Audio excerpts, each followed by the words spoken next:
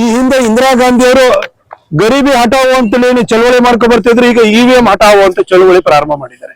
EVM ಇಂದ ಏನೋ ಇವರಿಗೆ ತೊಂದರೆ ಆಗ್ತಿದೆ, ಅಲ್ಲೇನೋ ಮತಗಳಲ್ಲಿ ವ್ಯತ್ಯಾಸ ಆಗ್ತಿದೆ ಅಂತ ಹೇಳಿ ಆರೋಪನು ಮಾಡ್ತಿದ್ರೆ. ರಾಹುಲ್ ಗಾಂಧಿ ಅವರು ನಿಮ್ಮ ಒಂದು ಆರೋಪಕ್ಕಾದ್ರೂ ಒಂದು ಸಾರಿನಾದ್ರೂ ನೀವು ಸಾಕ್ಷ್ಯಾಧಾರ ಕೊಟ್ಟಿದ್ದೀರಾ? ಇವಿಎಂ ವಿಚಾರದಲ್ಲೂ ಕೂಡ ನಿಮಗೆ ಎಲೆಕ್ಷನ್ ಕಮಿಷನ್ ಇಂದ ಕೋರ್ಟ್ ನಿಂದ ನಿಮಗೆ ಮುಖಭಂಗ ಆಗೋಗಿದೆ. ಈಗ ಹೊಸದಾಗಿ ಮತಗಳ್ಳತನ ಆಗ್ತಾ ಇದೆ ಅಂತ ಹೇಳ್ತಿದ್ರಿ. ರಾಹುಲ್ ಗಾಂಧಿ ಅವರೇ, ಮತಗಳ್ಳತನವನ್ನ ಹೆಸರನ್ನೇ ಫ್ರಾಡ್ ಮಾಡುವಂಥದ್ದು ಯಾರು ಮಾಡಿದ್ರೆ ಅದು ನಿಮ್ಮ ಕುಟುಂಬ ಅಷ್ಟೇನೆ.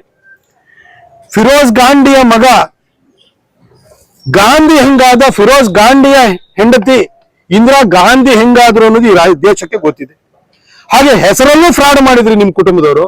ಕೊನೆಗೆ 1971ರಲ್ಲಿ ರಾಯಬರೇಲಿನಲ್ಲಿ ಚುನಾವಣಾ ಅಕ್ರಮವನ್ನು ಮಾಡಿ ಗೆದ್ದು ಕೊನೆಗೆ ಪ್ರಧಾನಿ ಸ್ಥಾನವನ್ನ ಕಳ್ಕೊಳ್ಳುವಂತ ಸ್ಥಿತಿ ನಿಮ್ಮ ಅಜ್ಜಿಗೆ ಬಂದೋಯ್ತು.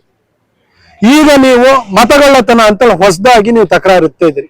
ಸರ್, 2024ರಲ್ಲಿ ತಮಿಳುನಾಡಲ್ಲಿ ಅಷ್ಟು ಸೀಟನ್ನು ನೀವು ಸ್ವೀಪ್ ಮಾಡಿರಿ, ನೀವು DMK ಅವರು, ಅಲ್ಲಿ ಮತಗಳ್ಳತನ ಆಗ್ಲಿಲ್ಲ. ಕೇರಳದಲ್ಲೂ ಸ್ವೀಪ್ ಮಾಡಿರಿ, ಅಲ್ಲೂ ಮತಗಳ್ಳತನ ಆಗ್ಲಿಲ್ಲ ನಿಮಗೆ. ನೀವೆಲ್ಲಲ್ಲಿ ನಿಮಗೆ ಒಳ್ಳೆ ಸೀಟ್ಗಳು ಬಂತು, ಅಲ್ಲೆಲ್ಲೂ ಮತಗಳ್ಳತನ ಆಗ್ಲಿಲ್ಲ. ಈ ಕರ್ನಾಟಕದಲ್ಲಿ ಮತಗಳ್ಳತನ ಆಗಿದೆ, ಕೆಲವು ಕಡೆ ಆಗಿದೆ ಅಂತ ಹೇಳ್ತಾ ಇದ್ರಲ್ಲ ಸರ್. ಕರ್ನಾಟಕದಲ್ಲಿ ಆಳುವ ಸರ್ಕಾರ ಯಾವುದು? ಕಾಂಗ್ರೆಸ್ ಸರ್ಕಾರ. ಲೋಕಸಭಾ ಚುನಾವಣೆ ನಡೆದಾಗ ಕಾಂಗ್ರೆಸ್ ಸರ್ಕಾರನೇ ಇದ್ದಿದ್ದು. ಈ ಒಂದು ಮತಪಟ್ಟಿಯ ಪರಿಷ್ಕರಣೆ ಮತ್ತು ಮತಪಟ್ಟಿಯನ್ನ ಸಿದ್ಧಪಡಿಸೋದು ಯಾವ ರೀತಿ ಆಗುತ್ತೆ ಸರ್? ಮತಪಟ್ಟಿಯನ್ನ ಬೂತ್ ಲೆವೆಲ್ ಆಫೀಸರ್ BLO ಇರ್ತಾನೆ. BLO ಮತಪಟ್ಟಿ ಏನು ತಯಾರಾಗುತ್ತೆ ಅದನ್ನ ನಿಮ್ಮ ಪಕ್ಷದ ಬೂತ್ ಲೆವೆಲ್ ಏಜೆಂಟ್ BLAಗೆ ಪರಿಷ್ಕರಣೆಗೂ ಕೂಡ ಅವಕಾಶ ಮಾಡಿಕೊಡ್ತಾರೆ.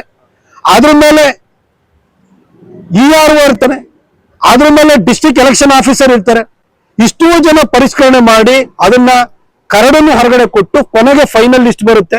ಸರ್, ಪಟ್ಟಿಯನ್ನ ಸಿದ್ಧಪಡಿಸುವಂತಹ ಹಂತದವನ್ನೇ ತಗೊಳ್ಳಿ.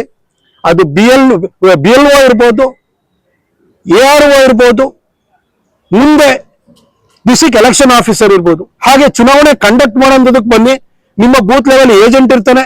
ಯಾರೋ ಬಂದು ಯಾರ್ದೋ ಓಟ್ ಹಾಕೋಗಿದ್ದಾರೆ ಅನ್ನೋದಕ್ಕೆ ನಿಮ್ಮ ಏಜೆಂಟ್ ಪರಿಷ್ಕರಣೆನ ಮಾಡ್ತಾ ಇರ್ತಾನೆ. ಅಲ್ಲಿ ಬೂತ್ ಲೆವೆಲ್ ಆಫೀಸರ್ BLO ಇರ್ತಾನೆ. BLO ಮೇಲ್ಗಡೆ ARO ಇರ್ತಾರೆ, AERO ಇರ್ತಾರೆ. ಅದಾದ ನಂತರ RO ಇರ್ತಾರೆ. ಅದಾದ ನಂತರ ನಿಮಗೆ ಡಿಸ್ಟ್ರಿಕ್ಟ್ ಎಲೆಕ್ಷನ್ ಆಫೀಸರ್ ಇರ್ತಾರೆ. ಇಷ್ಟೂ ಅಧಿಕಾರಿಗಳು ಕೂಡ ರಾಜ್ಯ ಸರ್ಕಾರದವರೇ ಆಗಿರ್ತಾರೆ.